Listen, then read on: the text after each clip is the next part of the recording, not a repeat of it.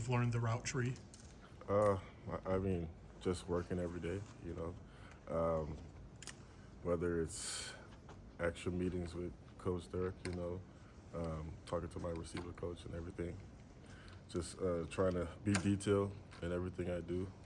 That starts in practice, you know. And in practice, I try to, every rep, just try to be as detailed as possible. Try to get full speed. How much more of a threat do you feel that you are now as opposed to, last season or even the beginning of the season? Obviously, I mean, I feel like I've grown tremendously as a player since last season, and I feel like I'm a big threat, honestly, and that's just through work, you know, every day. Job not finished with that. I'm still growing, but I just feel like from last season to this season, it's been a big change for sure. The first couple games, obviously, you weren't quite as involved as everyone kind of expected, and Ashton had a lot to do with that, and whatever else. But what changed, I guess, and how nice has it been? What was that frustrating early, not getting much action, or? I mean, as a receiver, you always want the ball, no doubt. But obviously, like with a running back like Ashton, shoot, me personally, I just try to do the best I can to make a block for my teammate to go do what he does. I mean, we all know what Ashton does. So I mean, like with me, like I'm not even I didn't take much to it because Ashton is just that guy, you know, and he's that guy right now. Were they saying like stay patient? It's gonna come. I mean, obviously you knew your time was coming at some point.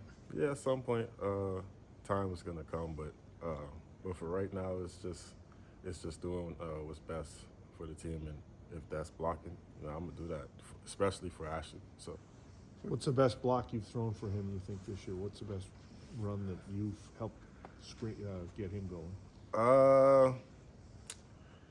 It's been a lot. I would say, I can't even put my finger on one, but a few blocks in Oregon, a few blocks Georgia Southern. But yeah, I can't really put my finger on one, but I just try to, every run play, just try to, get up in there and get dirty so my guy can go free, What can you say about Boise State and his coaching staff? You're only a sophomore and you're getting the opportunity to play snaps and get the ball. And I guess just what's it say for you to being underclassmen and have this opportunity? Oh, it's a big opportunity, Ever since I got here, they've just been developing me as a player, and it's been big, coming in as a freshman and getting reps, like what you were saying, as a sophomore, obviously trying to take the next step. It's a big opportunity, and I just feel like that comes through just the hard work and what they preach every day, It starts in practice. Just being detailed and dialed in on what I have to do as a player for every play. So You said it yourself, good development, and I guess how has Boise State helped you develop? What's part of your game that's really come along here? I mean, we could start in the weight room. Coach Hilgard, they really worked on me well, and they did a tremendous job. We could then go to my receiver coach and Coach Dirk. They play hand in hand on just helping me through different route techniques and in detail, like being dialed in on my preparation and all that. Dirk was saying that you wanted to always stay after practice, catch extra balls, all that stuff. So what is kind of your approach there? How much extra do you do, or do you try to do, I guess? I mean, I just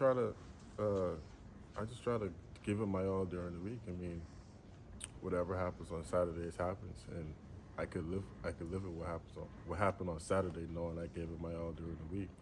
You know what I mean? So I try to, I try to be dedicated to the game and just try not to waste a second in the day. And if I could do more, I do more.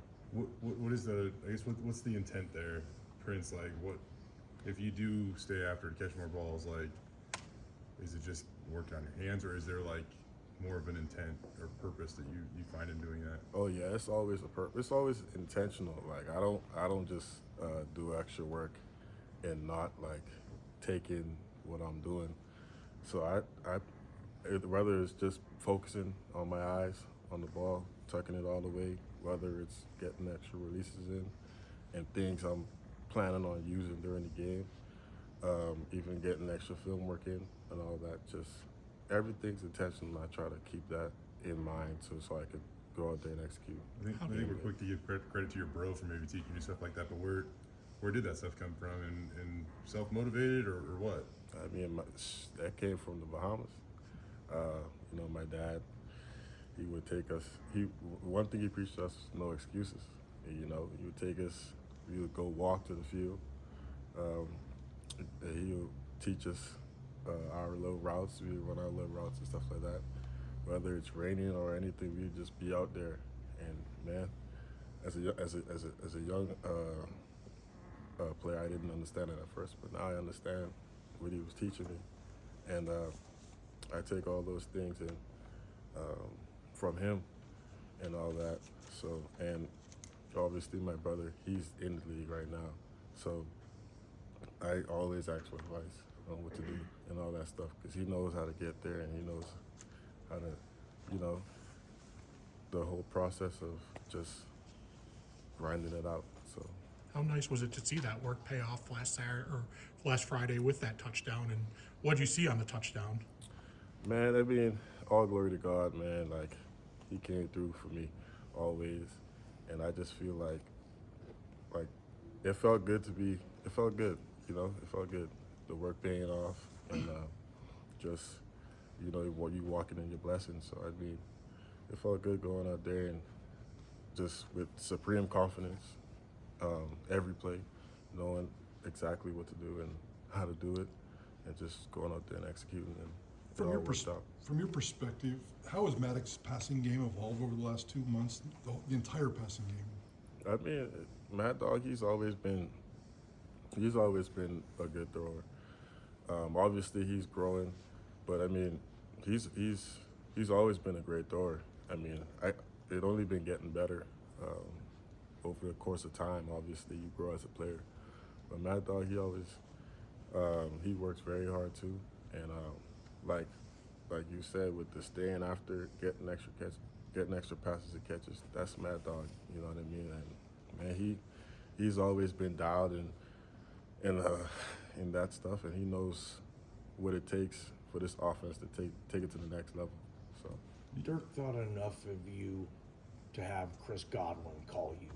You know, I remember him saying that Prince Strachan, he's what NFL scouts want receivers to look like. What's your relationship like with Dirk throughout this season? And obviously that's a huge resource to get where you ultimately want to go.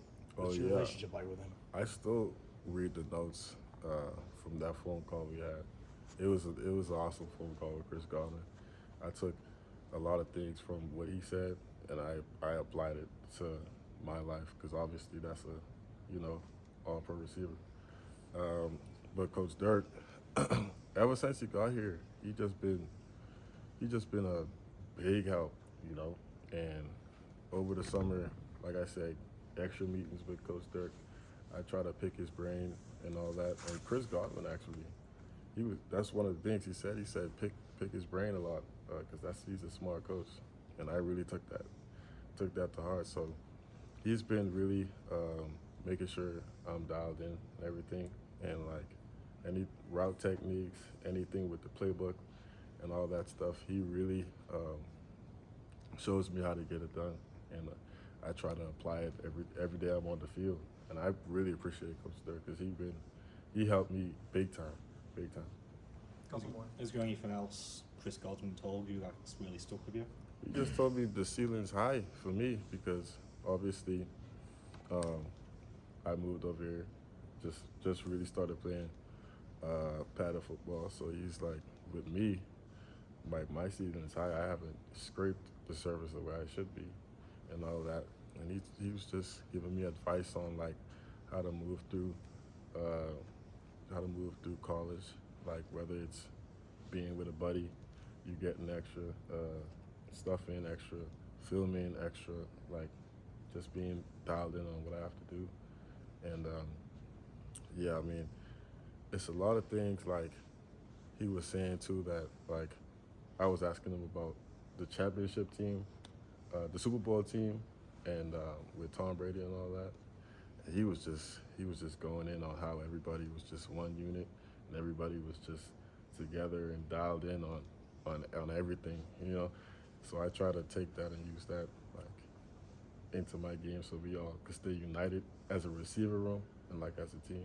So yeah. One more about Maddox. You know, for you guys to talk about yourselves or praise yourselves, it's kind of hard to get you guys to do that. So when Maddox wins Mountain West Offensive Player of the Week, do you guys do anything to make him feel that love or make him try to smile or anything like that? I mean, we always joking around like Mad Dog. He's an awesome player, well deserved for Mad Dog, and I mean that's like an everyday thing with us. I mean, we always like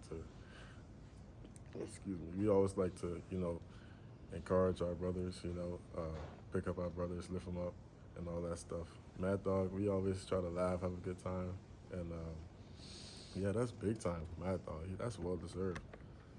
So yeah.